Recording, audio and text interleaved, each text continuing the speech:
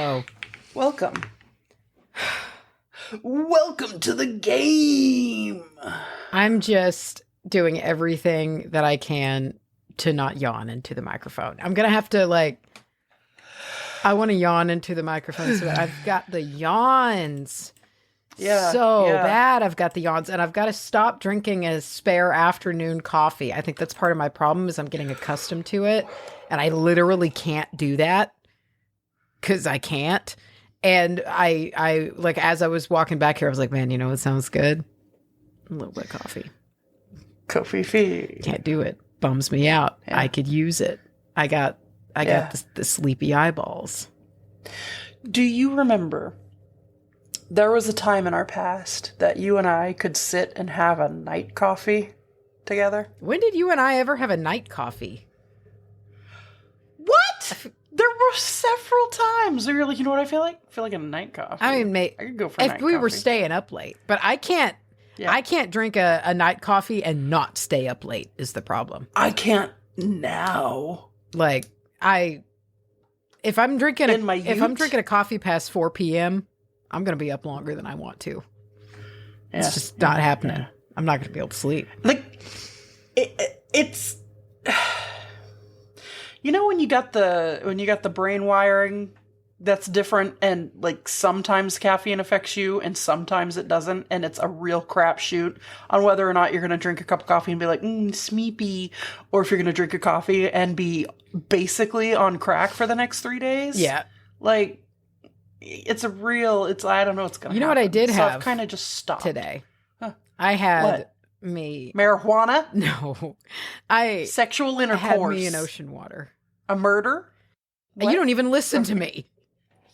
What'd you say? I had to go to Tyler to run some errands, and I was like, you know what, I need a treat.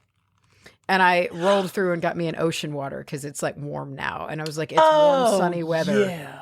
And that's the only time I can drink. If it's a dreary, cold day, I'm not. An ocean water doesn't make sense. No, it doesn't make sense. On a cold, dreary No, but day. on a day What are you, dumb? like this, it did. And I forget how good it is.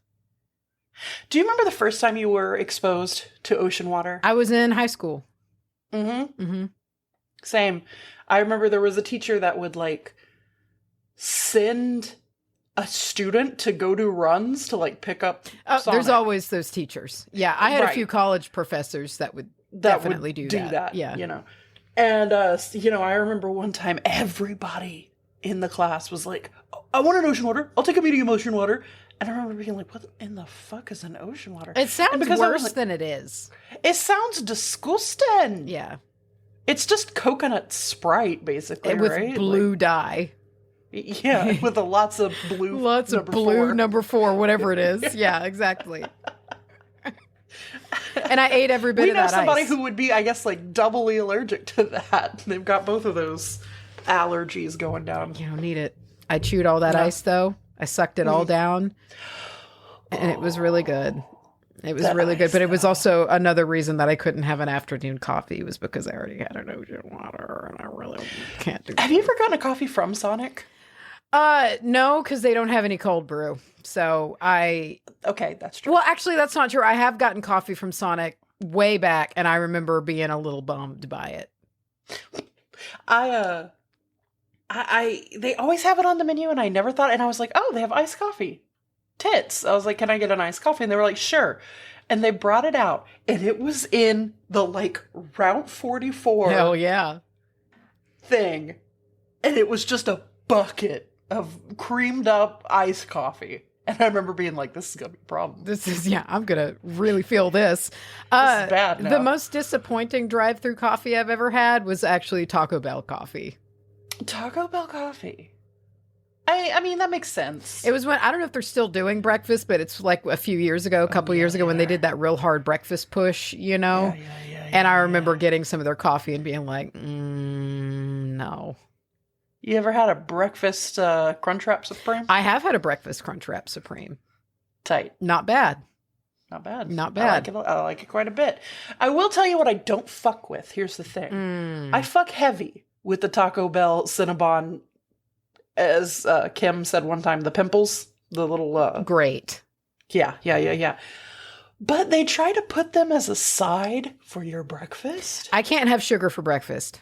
I don't feel like doing that. I don't want that at 8 o'clock in the morning. Sugar for breakfast. Like a hash brown, please. Is never for me. I need that on special savory. times, like if I'm like I'll grab a Pop-Tart. You know what I mean? But I feel like that's different from like a ooey gooey fudge supreme. See, a Pop-Tart for me, if it's going to happen, is going to be like a 3 p.m. tea time snack. Like, how good is a Pop-Tart? That's so good. Do you eat the edges all the way around the edges first and then eat the Pop-Tart? Have to. Yeah. Because I got to save that frosting for as much frosting per bite ratio as I can get. And every now and again, if you toast it, you can slide the two pieces off of each other and you've got the two halves. And you get that weird scab-colored strawberry It's goo. exactly what it is. Yeah. And I like the s'mores one. I like the s'mores one, and I like the 90s mixed berry with the squiggle I was going to say, you fuck with that mixed berry. And the blueberry with like the white ones with the little color nubbins. I like that one. How do you feel about the Pop-Tarts that come with no icing? They upset me. They make me sad. They upset me. I don't like it. I get it, but like if that's the case, I'm gonna have toast with some jam on it. Right. I don't want the extra super dry part. Like I don't know about that. I don't like cinnamon Pop-Tarts though. I gotta say. Really? They bum me out. Yeah. Okay. Toasted a little better. They got to be the warm. Ones with the icing. I'll take that. But the brown sugar? I'm thinking brown sugar. Pop-Tarts. Never mind. I've not had a Pop-Tart in ages. This makes me really Dude, want some I've got a Pop-Tarts. 4-pack of Pop-Tarts in there for the first time in a million years. And that's why I said it was more than I had one of those delicious strawberry Pop-Tarts. Anyway, what are we, speaking of strawberry Pop-Tarts, motherfucking strawberries. what are we talking about I'm so today? irritated. Do you want to know how this happened? So, yes. All right. Can I wait? Oh shit. I was going to say I wish I had my phone on me so I could read the text you sent, but I don't. Oh my gosh. So 2 weeks in a row, we've both done this. Now it's my turn. And I searched in our publishing site that has every single episode we've ever done. I searched in it. And it's real specific, that search function is, because I typed in strawberry. Right. Nothing popped up. Is hard because that's not just like, you can't just slap an S on that to make it plural. No. So it is a different spelling. Yeah. And so I figured, it would be like a search function to where like, a lot of search functions where even if you're like, as you've typed in strub and it's going to pop up. Fills it in. No. And the same thing I double checked in my Google Drive. And I was like, strawberry, nothing, nilch, nada. And so I did a shit pile of notes and then hit a little factoid that scratched my brain. And I was like, oh, I don't know that for any other reason. What was the fact? Tell us when you get that. I didn't even put it in the notes because it was by the time I realized that this was a duplicate. But like, it's something I already know, but I remember talking about it on here, and it's how they serve strawberries and cream at Wimbledon at the tennis tournament. That's right, because with the lashing of cream. I also remembered the Native American strawberry bread. And I came across that, but I was like, that must have been from my corn episode. That was probably from the corn episode. Probably. That makes sense. So I brushed that off and then and I was just like, oh no. And so then I typed in strawberries. Oh, and there it was. There it showed up everywhere. We've done this for too long. When did? It was December of either 22 or 23. I mean, not like as long ago as it could have been. It's okay. It's okay. I realized when I did mine last week, what was it, the Rowan tree? I was like, as I was talking about it to you on recording about how this had been done before, I was searching in the background when I did it, and I was like ready to like pop up with like, oh, but it was like in 2019, like, so it's okay, but it was like a year ago. I can't, to those of you that have never done something like this before, you can't stress it enough. You cannot explain enough how it's just gone. It's gone. It is shared in a performative space, and then it's gone forever. And like, I was reading through, like when I was taking these notes, I was like, wow, that's interesting. Huh? Wow. And then I reread through my first version of notes, and I've said all this before. It's so concerning. I know. It's freakish. And so I tried to go through and change it because it was too late by the time I found it out. And so I tried to like go around and pick some other shit that is a little bit different. You know, some of it's the same because it literally has to be. I'm so angry at this. Dude.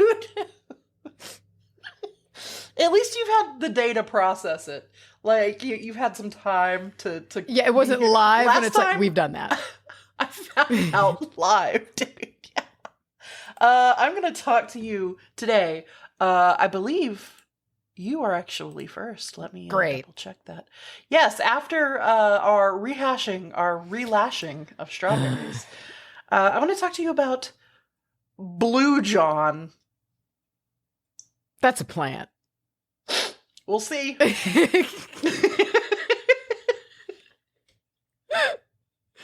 Okay. Fine. Let's do this, everybody. Review strawberries. You ready? Delicious. First of all. So, yeah. I mean, come on. How good are I mean, unless you're allergic. People are. But apparently they've made a non-allergy strawberry that I don't trust it. I don't know. A lot, and apparently people can be allergic to the red compound that is in strawberries. So the white strawberries with the creepy red seeds aren't they're like reverse. The ones that look like infection. Yeah, they're interesting. I've never eaten one. I mean, I would, but they look concerning. They just look like they would be tartar. They look like a blood sweat. Oh, yeah. Oh, from far away, it looks like something I want to itch. Yeah, on my body, it's just, it's odd. But apparently not across the board for everybody, but like for those that have the allergy that comes from the red compound, whatever it is, those aren't as big of a deal. I don't know. But listen, strawberries aren't fucking berries. Big surprise. We run into this a lot with almost everything called a berry, and you've heard this before. They are called an aggregate accessory fruit. Accessory. And that is because the seeds on the outside are technically like the botanical fruit. And the meat flesh of the strawberry is just like supporting that. That was super Aquarian. The meat flesh. The meat flesh. The flesh. So Fragria vesca is commonly called your wild strawberry, your woodland strawberry. Cool. Is the little strawberries that you're going on a little walk in the woods. You might find them. And they're perennial little plants in the rose family, Rosaceae, and they grow all over the northern hemisphere. They're pretty prevalent, quite a big area of the northern hemisphere that they grow on. And evidence from archaeological excavations suggests that Fragria vesca, the wild strawberry, has been consumed by humans since the Stone Age. Huh. So people be eating them aggregate accessory fruits for a very long time. I mean, it makes sense. The strawberry looks like a berry just begging to be ate. It looks friendly. It looks like a little friendly berry. It's kind of droopy. It's like, oh, don't mind me. I'm just delicious. Oh, I'm just so eat sweet my meat flesh. and yummy. Yeah, and you just kind of are like, okay. So all right. I trust you. Interestingly, there is a look-alike called the mock strawberry. Now, it's not poisonous, but apparently tastes really disappointing. It's bland. It doesn't really taste like anything. Dude, imagine you're lost in the wilderness. You're hungry. You come across a giant fuck-off strawberry bush and you load up. You go to town. You come back and you sit by your little fire and you go to eat it and it's a mock strawberry? It's a mock strawberry. So the way that you Take me now. You can tell them apart the most. A couple things you can do here. One, the big way that you can is true strawberries. They look like strawberries. True strawberries, again, have that like, oh, don't look at me. I'm down on the ground. They hang down. Mock strawberries point more upright. And you can spot that once you kind of look at them and see the difference there. And that's one of the best ways that you can tell them apart. Very erect. There's also the musk strawberry. Now, I know that this is probably pronounced with an accent, and I know this, but they're also called the HAUTBOIS, Hot Boys strawberry, but I'm sure it's like hot bois. But to me, it's not. Oh my God. Are you serious? I'm deadly serious. Yeah. Spell it one more time. HAUT. So it's like hot couture. Hot BOIS. That's on the nuggets. It stopped me in my tracks. So it's a species of strawberry native to Europe. And so yeah, it's the hot boy strawberry. I can't handle that at all. So interestingly, I like that better than musk. Yeah, me too. Though, and for a variety of reasons. I was just to say for numerous reasons. Yeah. So interestingly, while the seeds are obvious and on the outside, the plant generally spreads via runners. That they do the little creepy fingers and keep spreading that way. Though the seeds are still a possibility. They can still sprout from seeds, but generally the runners is going to be your best bet. So typical habitat. This cracked me up because it's just like everywhere. This is from Wikipedia. So typical habitat is along trails and roadsides, embankments, hillsides, stone and gravel laid paths and roads, meadows, young woodlands, sparse forests, woodland edges, and clearings. Often plants can be found where they do not get sufficient light to form fruit. In the southern part of its range, it can grow in shady areas. Further north, it tolerates more sun. It is tolerant of a variety of moisture levels, and it can survive mild fires and or establish itself after fires. So the wild strawberry ain't no bitch. It's pretty much fine. Is that the first time we've come across just straight up can survive a forest fire? Probably can. It'd probably be all right. So the garden strawberry, Fragria ananassa, it's what you're widely going to find in your grocery store. You know, the big scary ones that are so big that you're like, they look like two fused together. Yeah, you're too big. So it's very widely cultivated worldwide for its fruit. We eat them. They're at the grocery store. They're delicious. So the garden strawberry was first bred in Brittany, France in the 1750s. I thought you were just pronouncing. Okay. I thought it was like Britain, but you had like a brain fart. We're like Brittany. Britannia. Canada. Yeah. So here's the thing.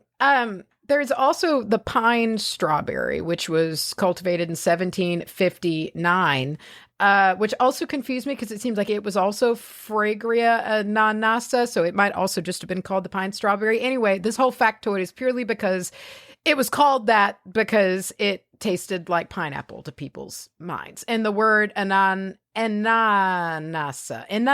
that is a hard word for me. Anyway, they both mean pineapple, pine and ananassa. So I've never really considered that strawberries taste like pineapple, but that was a flavor note that I saw over and over and over today, that it's like historically and still it's like, oh, notes of pineapple. And I was like, I've never really considered it. So I will have to think of that the next time I eat one. Because I can't recall it. Yeah. And cultivation of strawberries is really long running.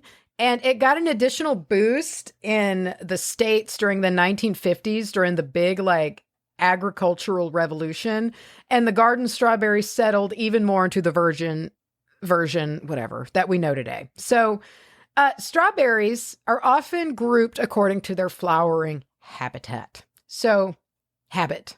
I can't talk today either. So not only can I not get my topic square, I'm just you. It's fine.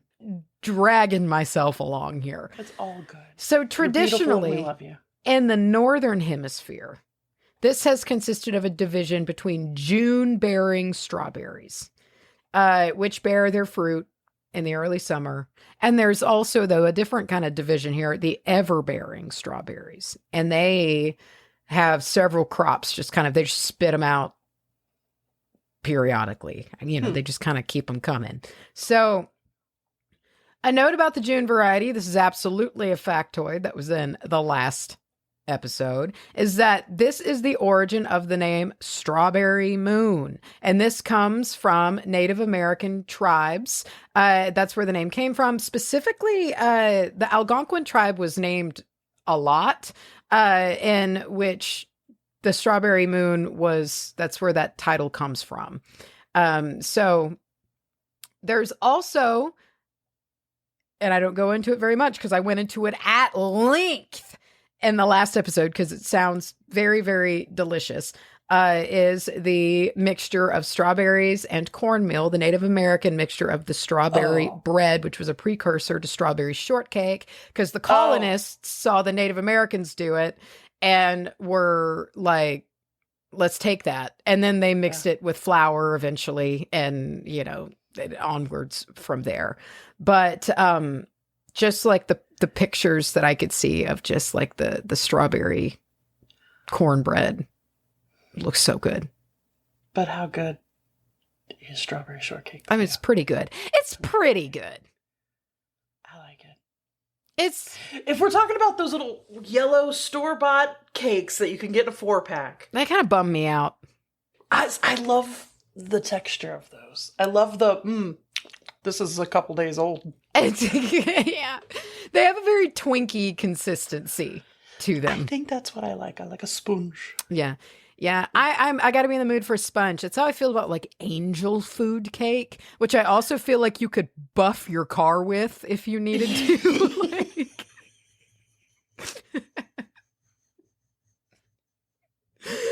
Dude, I love angel food cake, but I have to be in such a mood for it. You got to be in the mood for it. And I mean, the last otherwise time, it kind of bums me out because I'm like, I do like the texture. It's an interesting texture. Last time I did have it with a whole bunch of like candied strawberries on it, which that moisture helped. Because otherwise I do feel like it's like a neck pillow. I don't know about it. Buff your car. It feels like you could.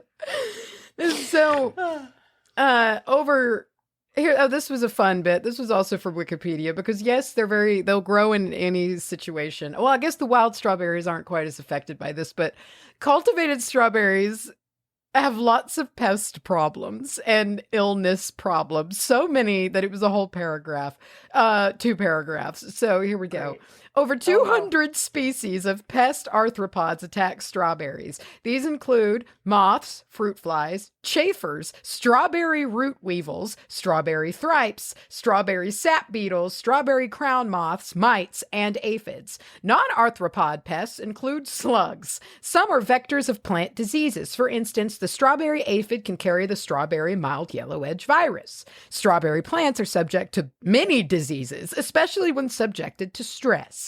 The leaves may be infected by powdery mildew, leaf spot, leaf blight, and by a variety of slime molds. The crown and roots may fall victim to red stale, verticillium, wilt, black root rot, and nematodes. The fruits are subject to damage from gray mold, rhizopus rot, and leather rot.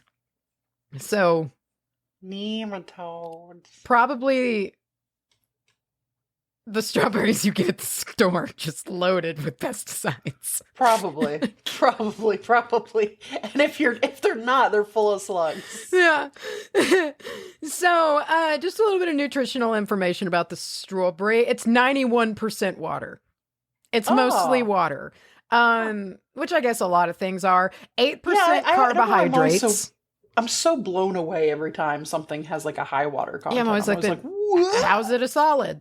8% carbohydrates and 1% protein. So they are a good vitamin C source.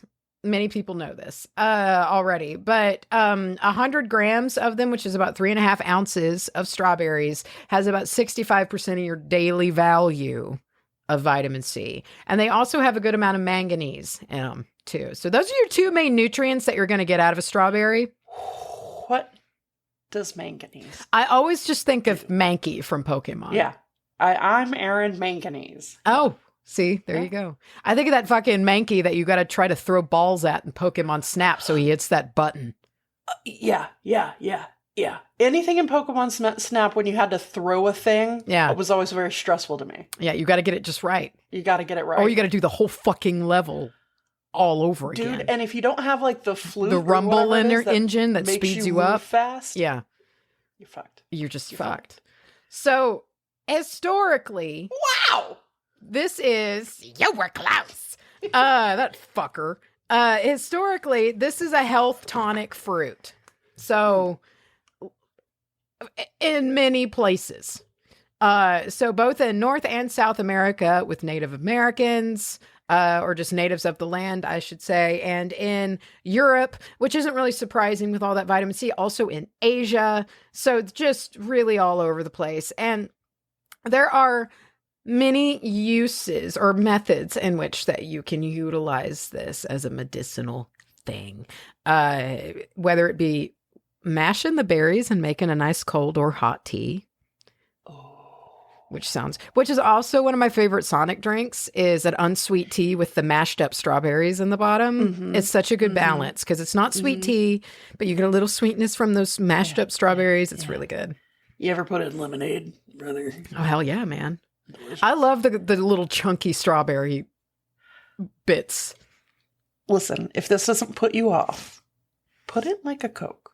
Put it in a soda. I don't see how it wouldn't. Like, I mean, if you can have cherries in your Coke, strawberries aren't that different. Diet Dr. Pepper, delicious. I love them. Then you get a little chunk of fruit up your straw. I love the little chunk of fruit up the straw. It's a pleasant surprise, and really is it's a treat. You ever accidentally left your Sonic cup out a little too long, and it had the fruit puree in it, and you came back to like 14 mold colonies? No? Okay, never mind. Probably. Me neither. I don't open the cups. So if I've like left one in my car for like say I got one and then left, because I don't drive every day, and then come back in it, I'm not opening that cup. So probably. You don't want to see, you'd rather not see. I'm not going to look. Yeah. So I left a coffee mug out the other day. And I've come back to like the coffee mold, that you get. This looked different than anything, and I'm a little concerned about it. And there were like 4 different textures of mold, and I dumped it in my sink and was kind of like, it's in your lungs. Yeah, I've been worried about what's happening. You've got mushrooms growing in there now. Probably. Infection. Where are we? Oh yeah, you can utilize the leaves as a poultice to help with bleeding or ulcers. Apparently though, I did see this a lot as uses with the mock strawberry. So it kind of seems like the mock strawberry might be better than the regular strawberry for skin type stuff, but at the same time, I'm not sure. Ask your local herbalist. They know more than me. Pliny the Elder, wrote about the therapeutic uses of strawberries, claiming that they could cure everything from melancholy to inflammation. So you sad, eat a strawberry. You'll be fixed right up. I just want to know the basis for that. Like, what made them say that? I think back then, if you didn't just act better from not being depressed anymore, you might just die. They might just kill you. I don't know. Is it because things were so bleak, you get like a nice tasting thing like a strawberry, and it's like, who could be sad with this? They could just say anything. You could just say things. And so other uses were to help go down with in history for it. Bad breath was a Roman use for the strawberry.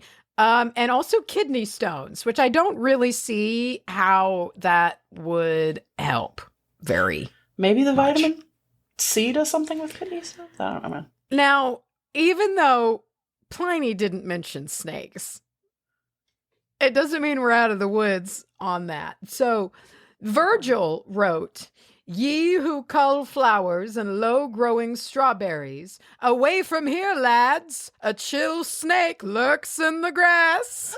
A chill snake! I don't know, dude. I might want to be friends with the chill snake. But that writing started a very commonly used image, especially in like medieval and early modern writers, of the snake and the berry, which kind of like came to represent like dangerous literature or risky pleasures or devilishly unfaithful women. Yeah. So, Along with this, we're not done though with that.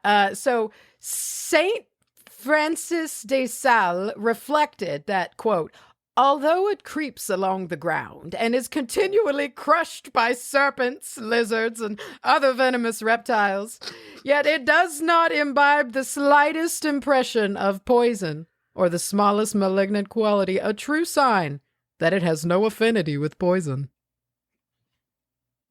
Oh, okay. Yeah. I don't know. Okay. Crushed all day by snakes. Oh, I've never even seen a snake. What are you talking about? What are you talking about?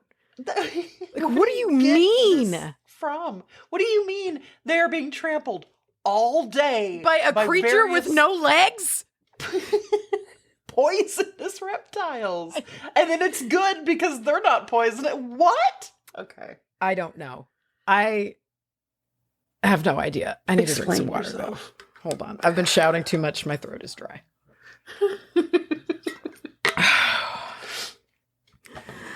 The juice or the water. Oh, God! Is singularly good for hot and red irritated eyes, if dropped into them or they bathed therewith. It is also of excellent property for all pushes, wheels, and other breakings forth of hot and sharp humours in the face and That hands sentence meant nothing. and other parts of the body, to bathe them therewith, and to take away any redness in the face, or spots, or other deformities in the skin, and to make it clear and smooth. Some use this medicine. Take so many strawberries as you shall think fitting, and put them into a distillery, or body of glass fit for them, which being well closed, set it in a bed of horse dung for your use. It is an excellent water for hot, inflamed eyes, and to take away a film or skin that begins to grow over them, and for such other defects in them as may be helped by any outward medicine. You ever had skin grow over your eyes? Dude, okay, here's the thing. You ever gained a dog's second eyelid just grow over you? Have a film just appear? Cataracts are a thing. I get that. But skin? Well, yeah, cataracts, though, I thought that's a film growing over your lens. It's not growing over your eyes. I just assume that that's what they meant because, like, he probably didn't have the word cat. You know, it was probably You give him more faith than I do. Well, I don't know. He did what? Why in the horse dung? I don't know why you put strawberries in a bottle or a distillery and set it in a pile of horse shit. I have no idea. Is this satire? Is this one of those instances if, like, someone, are we reading what is the equivalent of an Onion article? Yeah. And we take it as, like, fucking Nicholas Culpepper said this. I prefer that theory to the truth. Because I feel like otherwise, like, to be so confidently wrong. You know? And it's so, this is what pisses me off. It's so blended with true things because if you rub vitamin C on your face. That's the thing. You can get those vitamin C elements in there. You're going to have, an improvement of the skin, right? But, like, here's the thing. I just want you to explain why the horse shit. Right? And what does it do? And I like the so many strawberries. You put so many strawberries, you know, like that's not even an amount. What a clear way to say I have no fucking clue. That's like one of the bullshit numbers we use when we do Mad Libs. Almost enough. Like, it's what? I don't know. So anyway, strawberries' popular rep, however, it solidified pretty quickly when it comes to fertility early on. Like, and it has remained there ever since. So because they look like nip-nops. Or little hearts, or just sweet little red temptations. Yeah. Yeah. And listen, European mythos, they fertility inducing, love producing fruit. You have goddesses such as Venus / Aphrodite. You have Freya. The Virgin Mary has deep ties to the strawberry. And it is said, this is like a weird little love spell thing that if the fruit of the strawberry, like one of those weird little two little dong tip strawberries, if you split it in half at the seam and like share it with someone, they're gonna fall in love with you. Unless you maybe like give one to someone else to give to someone else, and it's like, I'm gonna ruin your life. You're gonna share this with somebody and you don't even know what's gonna happen. So oh God. there is and this was definitely in the previous episode, but hey, here's a refresher, everybody. Review for the test. In Bavarian folk tradition, strawberries are gathered and hung in baskets on the horns of cattle to pay homage to the local nature spirits for healthy calves and cows who help make that milk. And so it's like, please, fairies, don't smite our cows. But and yes, I'm sure, but also when you're not looking, the birds that are going to be swarming, they're going to be really into it. But the image of a little cow with little fruit baskets hanging from its horns is super duper cute. So cute. Before the birds get to it. Before the birds come terrorize it. Yeah. Mm-hmm. And so the strawberry has meant many things over time, including the wonder and love one feels through religion. All the way to the wonders of female sexuality and pleasure. So real big wide spectrum there. Yeah. That it has meant with the strawberry to people. So with that, let's get into the metaphysical, shall we? And first we got to talk about abundance, which we kind of talked a little bit on with the cows, right? Is that, you're kind of hoping to draw in that abundance with the strawberry. But if we think about the emergence of this berry, aggregate accessory fruit, especially before cultivation of them, what a gift that was. Like, you just know that maybe your property has like some wild strawberries nearby and you can go forage them. And like, this is back in the day when you couldn't just take a multivitamin. So like, here's this powerhouse of vitamin C. Scurvy here, bitch. It tastes good. It's something nice to eat. That's not like, I don't know, hard cheese and like hard tack, cabbage water, like so. Whatever Charlie's mom was cooking for in that big days on end, just an endless pot of cabbage water. She just feeds them the laundry water.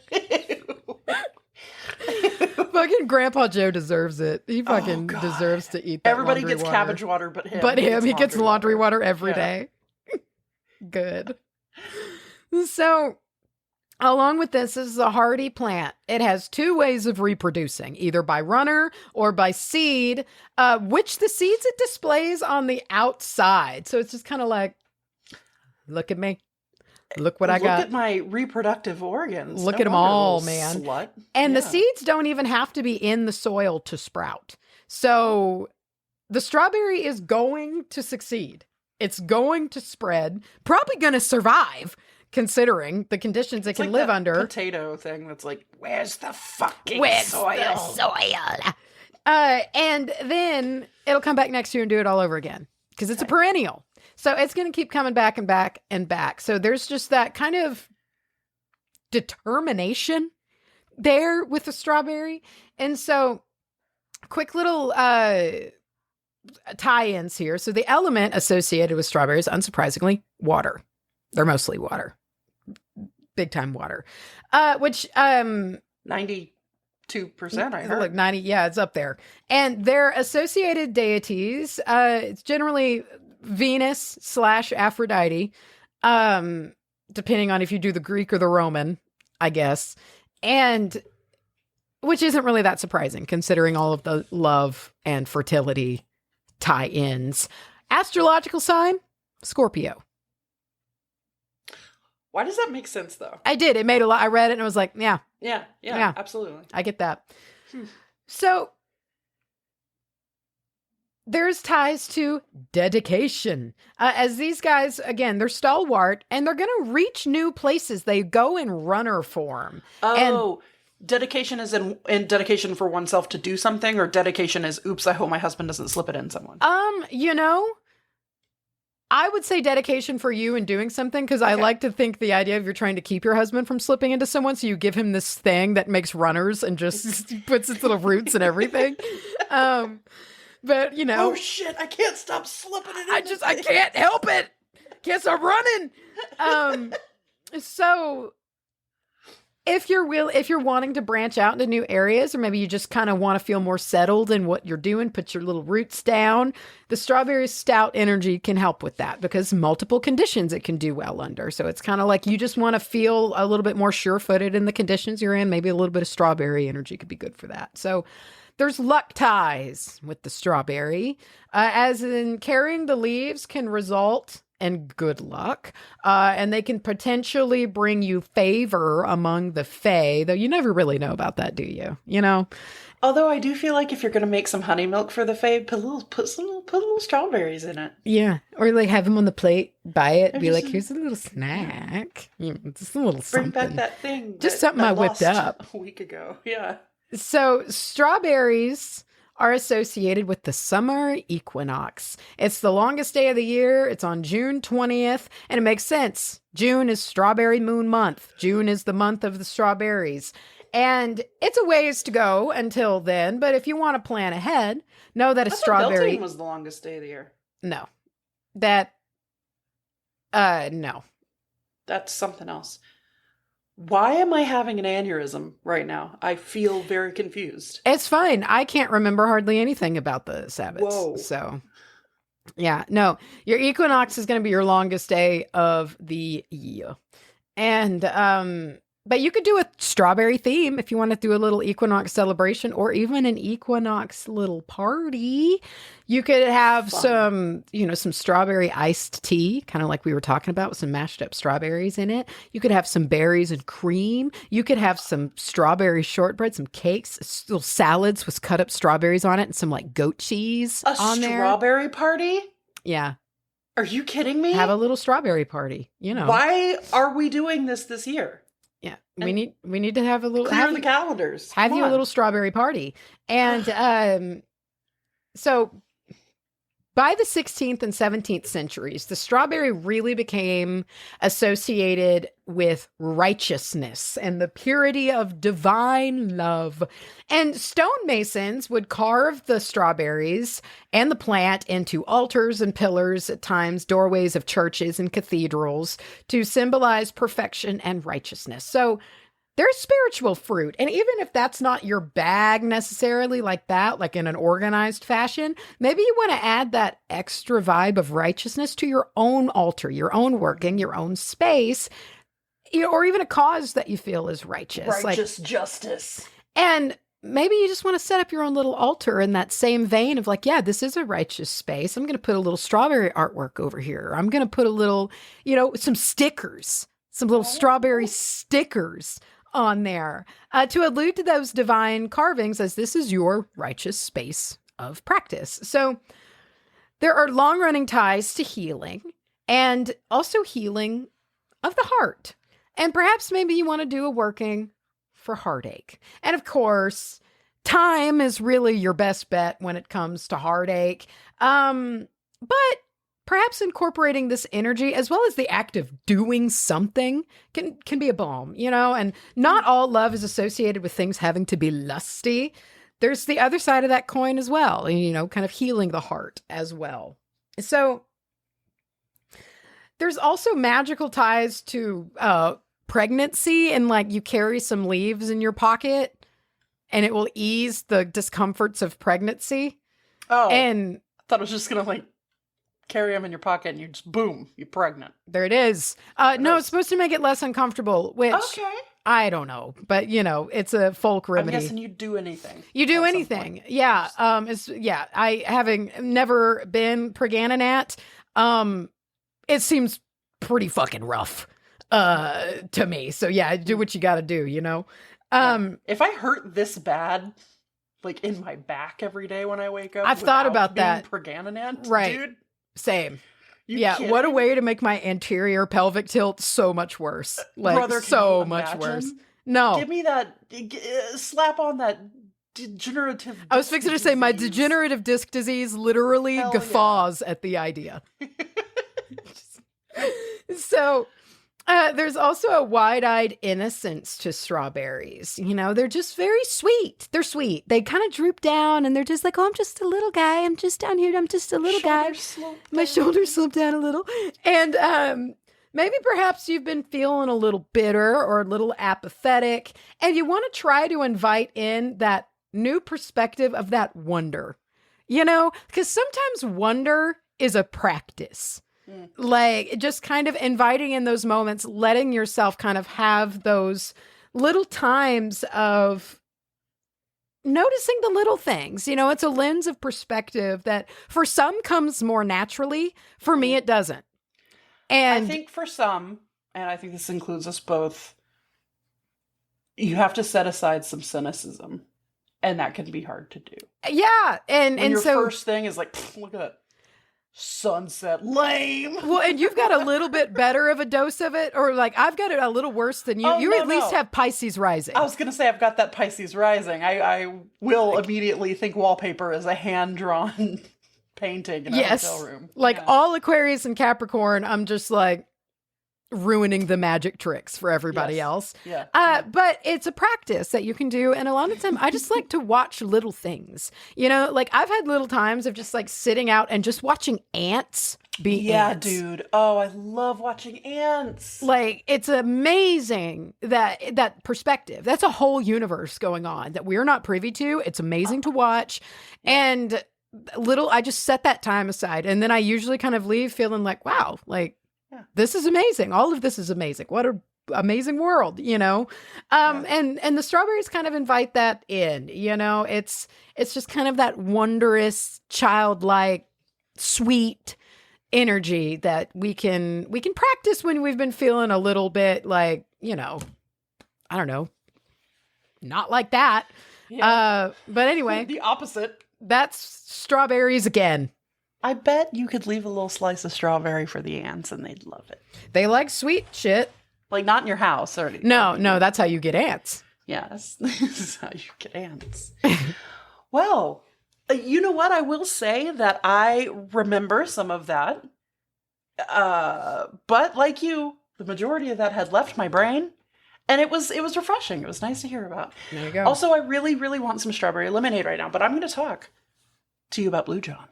I want to know what a blue john is. Immediately, I think of something like a stinkhorn, like a blue stinkhorn. Well, it's not. Okay. Because Blue John, also known as Derbyshire or Derbyshire Blue John, is a semi-precious gemstone. Wouldn't have guessed that. Would have guessed it, eh? Would not have guessed that. Hold on, let me bring my little picture back. Yeah, I was fixing to say, I'm going to have to look up what here we go. Blue John is. When you do look it up, you will notice right off the bat that it is a variety of fluorite. It has that fluorite look. Oh, these squiggly cats. Yeah. It is fluorite. Like May said, it's got the squiggly little fluorite pattern into it. It is generally a blue to blue purple. I see more purple and violet than I see blue. I see purple. Yeah. Yeah. But I think, obviously the name Blue John came, from somewhere. But anyway, so this stone is a fluorite that has these striking bands of blue, purple, and yellow in them. And they are found basically exclusively in Derbyshire, England. Derbyshire? Derbyshire? Derbyshire, my lord. England. Oh. Particularly in the Blue John Cavern and the Treak Cleef Cavern near Castleton. I'm from Texas. They're all shuddering. Every one of them are shuddering right now. Treak Cliff Cavern near Castletron.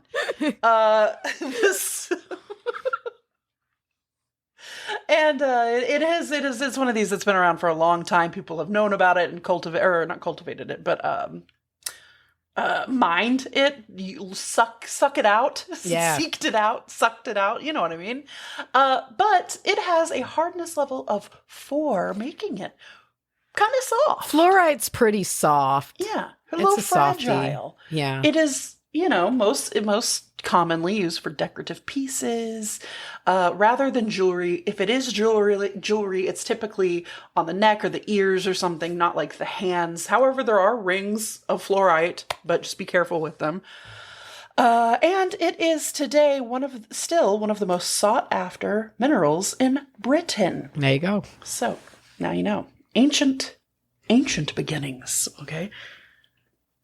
No one knows exactly when Blue John was first discovered. Okay, but there is evidence to suggest that the Romans mined it when they invaded Britain around 43 CE.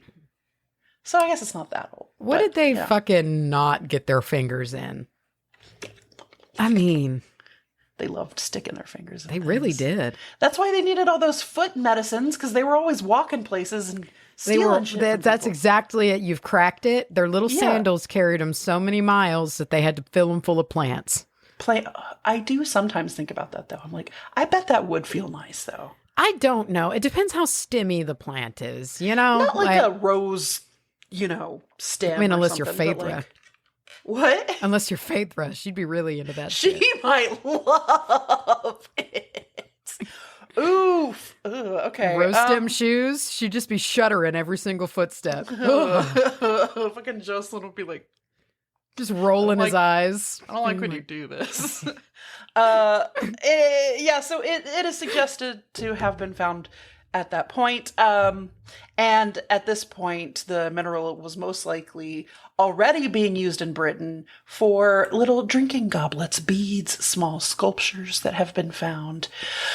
The Romans were, at this time of the supposed discovery, were already fucking obsessed with fluorite. I bet they were. Dude, they had fluorite of their own back home, but they also had found different kinds of fluorite in different places. They were importing fluorite from Persia, and Egypt at the time. Which it is super pretty. I mean, all different kinds of fluorite. Yeah, So I could tell the Romans, or I could imagine the Romans being like, yes, please. You know why? Because they were a little gaudy. They liked a bunch of color. They did like a little bit of drip. Yeah. I think that if they found just like a brick of gold, they'd probably be like, It's not as fun. I feel like the Senate members all had to like stunt on each other, so one rolls up with like a fluorite, big pendant Cod or something. piece? And you fucking know it. And like they are all looking at him like all mad that he had the hookup for some good fluorite, You know what it's like? You ever seen American Psycho? Long time ago. Scene? Oh, yes, I do know the business card scene. He's just, oh my God, look at that fluorite. That's what they're doing. They're sitting around the table. But the Romans, one of the things they loved about fluorite is they believed that it prevented drunkenness. Oh, I don't think so. Which the irony there is that the Romans would famously drink poisoned drinks all the time. And I can just hear it. Like, you wear this, you just don't get drunk. You don't get drink out of this goblet. Carved I out bet of fluorite. Saturnalia drinking out of fluorite goblets. They're just... And the thing is... Oh, so sloppy. We don't change. We haven't changed as people. Our brains haven't changed. No, same brain. I know this guy. Yeah. I know this guy who is drunk as hell going like, well, you know why I'm not drunk right now is because of this fluoride cup. Like, drop Reston in Rome on Saturnalia. Oh my God. Living that Saturnalia life. Living that Saturnalia life. What a great time for him. Really would be. Let's see. If in my notes I said that it probably played a role in some truly wild Roman feasts. For sure.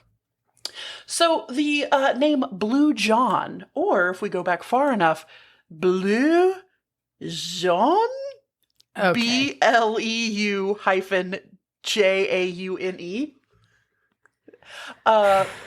It's actually a mystery to where we get this name, which is why earlier I was like, yeah, there's some Blue John, but like, it seems to me if you were going to name it off of the most common color, it would be like purple John. Right. Yeah. But it is a common theory that the name comes from the French phrase bleu jaune, meaning blue-yellow, referencing its color. It includes blues, which you could throw purple, I guess, under there, and the yellow. Yeah, maybe they captured like the spectrum of it. Like it's I don't know. Maybe it was some chick named Billie Jean, and that's what it's actually. What the hell is this? Is this a panther? Can you see this big statue of this panther? Let me send this to you. This is fucking weird. Okay, that's another post that's going on Facebook with no explanation. Ew! It stopped me in my tracks. Okay. There are legends that claim that the name is much older, possibly tied to folklore about the Fae or the spirits of the land. Since Derbyshire caves where Blue John is found have been seen as sacred spaces for a very, very, very long time. Some believe that the stone was named way before it was mined commercially. We don't really know. There was something called Blue John mania. Oh, which we're back with the mania. With the mania. It was a boom of Big John obsession in the 18th and 19th century. Of Big John. Big John. Big John really popped off in this time. Even though it had likely been known for centuries and centuries, it wasn't until the 1760s that it gained some pretty widespread fame. It was rediscovered in the Blue John Cavern and in, again, that Treak Cliff Cavern in Derbyshire.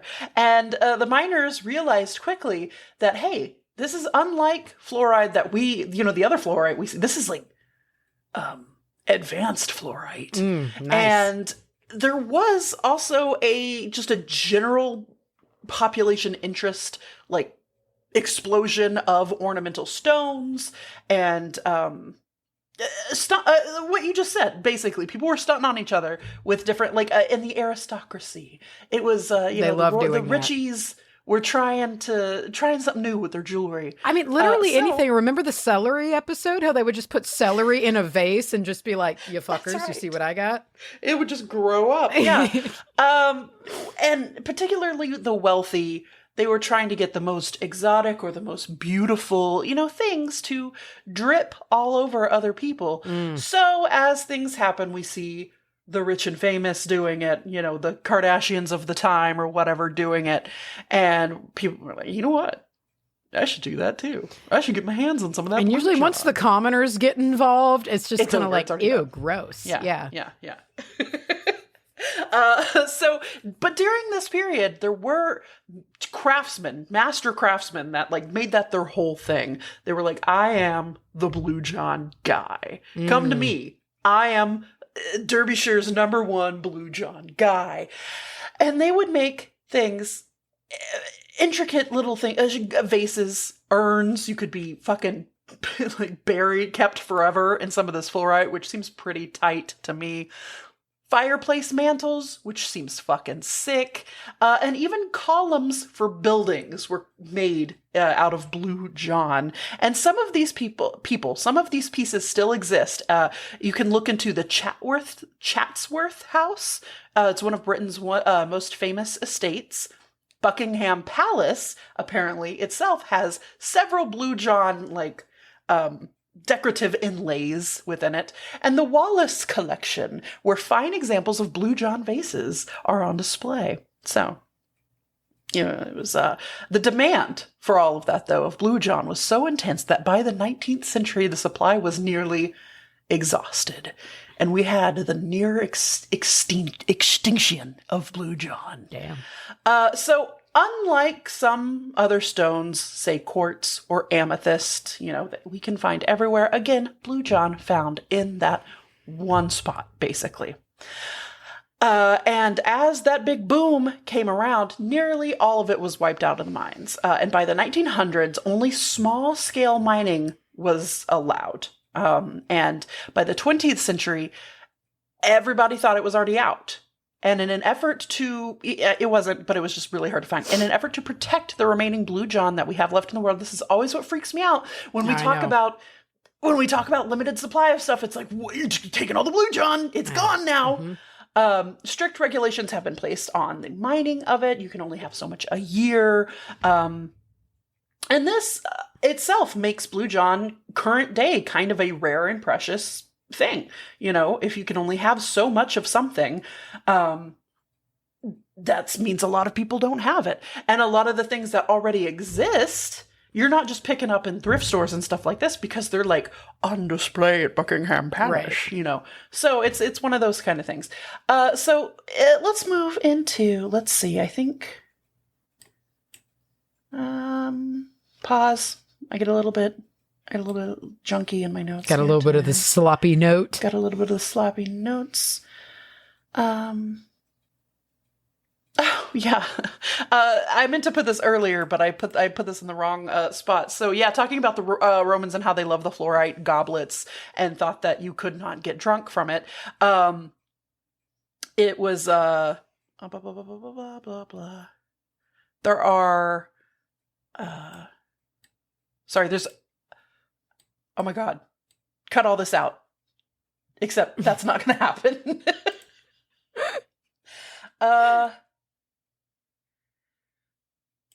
What did you do to your notes? I have something in here, and I know it's in here, and I'm trying to find the right thing, but I can't find it because all I'm seeing is like me posting like Blue John a lot. Okay, we'll skip over that. We'll go talk about the Druids. Now, there was some that call Blue John the Stone of the Druids, which we have seen a lot before. Maybe not necessarily the Stone of the Druids, but the Stone of Luck. Yeah. You know, the Luck Stone. There's a million different of this. And this was one of those. So take it with a little bit of a grain of salt. However, some historians believe that way before the Romans even set foot, it took it from this spot that it comes from in Britain. We had the Druids, and they considered it sacred because these caves where they come from, the Derbyshire caves, where all this Blue John was believed to be portals to the other world in pre-Roman times. And that could have very well been connected to the Druids. Let's see, the Celts or the Celts, I'm not sure, saw fluorite in general as connection to higher realms, meaning if they found the Blue John, they would definitely recognize this as fluoride and therefore use it in rituals and ancestor work and stuff like that. I would say Celt unless it's a basketball team. I feel like same. Yeah. And I only say Celt because that's how I've heard other people say it. The only time I've ever heard really Celtics is the basketball team. Right. The Celtics. The Celtics. Yeah, you're right. I've never heard like the Celtics.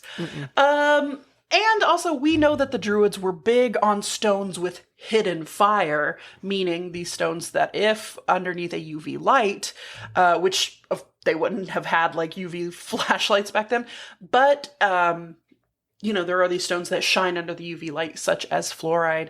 And I guess maybe there were ways to do that back then. Is there like natural? Do they maybe if they've like sat out in the sun all day and then you bring them in the dark, they got a little glow? Little something, but they loved the stones with the hidden fire. So this is all speculation, but it's pretty assumed that even though we don't have like in-depth records of it, that this would have been a special stone. Mm-hmm. While there's no written record, it was probably magical. Sorry, I don't know why I've written so many things twice today. There's also the tie to Fae. There is that lore that the Blue Jaune or Blue Yellow name came from some folklore talking about a Fae name. Sorry. Yeah, some believe that Blue John was originally the name of a Fae garden of the caves. The idea that the stone was once the domain for Fae, and removing too much of it would anchor the spirits. They or this was listed as sort of a certain type of stone, which some historians believe is blue John, because it's like from the right time, from the right era, and also the whole thing about don't take too much because it's a very like limited amount. There's also a stone that's not named by what stone it is, but it has been called the bleeding stone in old texts and old mining records, where some stones in this time and in this location were described as having veins of blood. And it led to rumors that Blue John itself was once alive, again, connecting it to like the Fey realm and like the portal to other realms. Let's see. I can just only hear like an ancient Zach Bagans way back. This is the cave forever ago. Portal to fairies. Yep. During the Victorian times, which we love, Blue John was still very much a status symbol, and all the wealthiest families who could afford it would bid over it, and there were the Stone Wars. Great. And there were wars over Blue John vases, some of which were sold for insane amounts of money. What I saw was about what you would pay for like the top Lamborghini today. Great. Is what you would get like a vase for. Fake Blue John, of course, became a thing. Oh, sure. People were trying to dye stones to look like it. And there were very obviously secretive deals going on in the wealthy British family to acquire pieces of it without competition, whatever you think that means. You gotta have a guy. You gotta have a guy. You gotta have a guy to do the dirty work. But listen, speaking of dirty work, Blue John was kind of hard to get. It wasn't just hard, it was very dangerous and allegedly cursed. Some miners that would mine up this Blue John claimed that they saw shadowy figures in the caves while extracting the stones, and that they were cave spirits that they believed to be protecting the veins of Blue John, and that the miners who stole pieces for themselves ended up having remarkably bad luck, illnesses, strange deaths, strange accidents. And there was even mines are weird. There's so many weird stories about mines and entities in mines, like the Tommyknockers, and just weird portals and mines. And mines are an odd place. They're connected to so much of that energy, dude. And then like people get in there, and then you get like greed, and also like horrific deaths happen in mines, dude. There's a lot of bad death in mines. There was one miner at the time who tried to smuggle out this massive chunk of Blue John. And I imagine him just like walking. He's got it like under his shirt. Yeah, it's just like, gonna go home. But he was found dead the next day, and the stone was missing from his house. Now, I don't think that this is supernatural. I feel like someone robbed him. Yeah, I think one of the wealthy families got wind, and they sent their guy to do the dirty work. Yeah, or one of the other miners saw him clearly walking out with it under his shirt and killed him and was like, I'll sell this to somebody. Like, thanks, guy. You're doing the hard part for me. Also, we can't not talk about the love that Victorians had for seances and talking spiritualist stones. Movement. Oh, yeah. And at this time, Britain obsessed with spiritualism. I think maybe even more so than we were over here in the time of the 20s.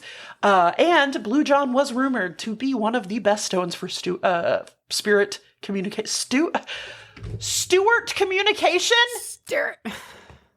Spirit communication. Psychics of the time claimed that you could hold the Blue John to help hear the messages from beyond. Great. Scrying bowls were made out of Blue John, and there was one medium that insisted that Blue John wearing a pendant would help her speak to ghosts until it was stolen, and then her powers mysteriously disappeared. So that's the problem, putting all your eggs in the gimmick basket. You can't say this is the source of my power. No. To anything. And especially if it's something incredibly valuable and steal-worthy.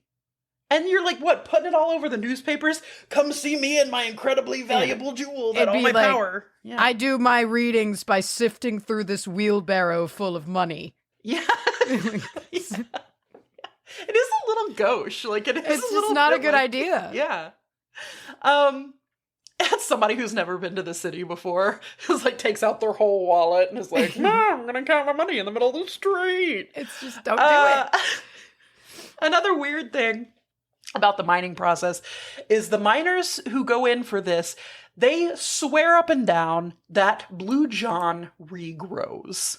There have been reports of veins of Blue John that were completely mined out, only to a couple decades later be rediscovered and remined. That's Some awesome. geologists think that this is due to the mineral-rich water seeping into old veins and slowly depositing new fluorite. However, back to the folklore, there are some of the old miners that swore that the stone was alive and it was replenishing itself because it wanted to remain in the earth. So overall, just a really spooky spiritual dude. That's pretty cool. And let's get into the metaphys. And generally, you can take everything I've already talked about and apply it to the stone. This is still around for enhancing psychic intuition, talking to the dead, connecting yourself to fae spirits. The fae just love this shit. Dream magic loves this shit. It looks pretty dreamy. It looks very, very kind of like your Celestite and some of your other boosting creativity. Another thing that I saw that I can't tie to the history of it, but it is massive. This came out of nowhere because I saw it so many places. Massive for past life recall and ancestral wisdom. And it is said that, I'm jumping a little bit ahead here, but if you take a chunk of it and place it on your forehead and you basically ask aloud, "Hey, is there anything from my past lives I need to remember?" You Show me. Dream about it. You will have some kind of vision, or if you scry afterwards, you will get that info that you are seeking. Great for use in scrying and divination. Offerings if you work with the fae. There was some small bits about how it can be protective, especially against energy vampires and manipulation.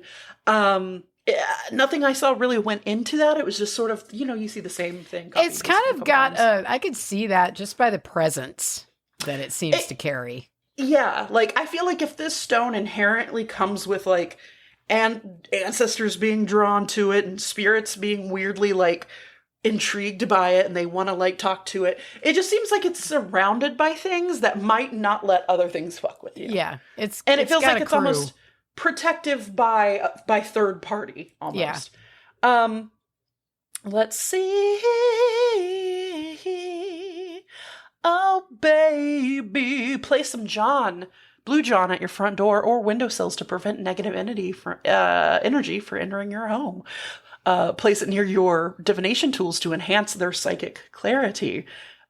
Before sleeping, hold Blue John in your hands and repeat the affirmation. This is what I was talking about. Or no, this is actually separate from one. Tonight I will receive clear guidance from my dreams. That's different from putting it on the forehead and saying, what knowledge from my past lives do I need to remember? And that's Blue John again, Blue John. AKA, what was it? Derbyshireite or, shit. I forgot I closed my tab. You can't ask me to remember something from that long ago. I'm trying to reopen the tab that I said the other name it was called by, but it went to the ASMR video that I had going up in the background of someone picking seeds off a strawberry. Because that came up when I searched strawberry. Gosh, there is ASMR for everything. That is baby. So interesting. Anyway, yeah. So, wait. Hold on, everybody shut the fuck up and I can tell you. Derbyshire. Just Derbyshire. John. Derbyshire. Derbyshire. Please, somebody correct my pronunciation of that because I really don't want to say Derbyshire if it's wrong. Yeah. I'm sure it's goodbye. I gotta. They like it better when you mimic them and do it the way they love that. There is nothing. Listen, I have heard that the Brits find a charm in a Southern accent. So They find us charming. But we're not doing a Southern accent. You're doing their accent. No, but I have a Southern accent. Therefore, I am charming and can get away with it. It probably feels about the same as when we hear people try to do a Southern accent. And my God, but that's so fun. Oh, man. You know, like when Teresa does her Southern accent? Yeah, but that's great. Yeah. See? It's great. Yeah, it's when professionals do it. It's when you get hired on to The Walking Dead and you have 14 different bad Southern accents. Yeah, it's when you do the show True Blood. Coral, yeah. Like it's just okay. Did you know they're married in real life? No, I didn't know that. They're married in real life. Anyway, I gotta get out of here. I'm getting silly. Goodbye, everybody. Goodbye. We'll see y'all on Sunday. Click.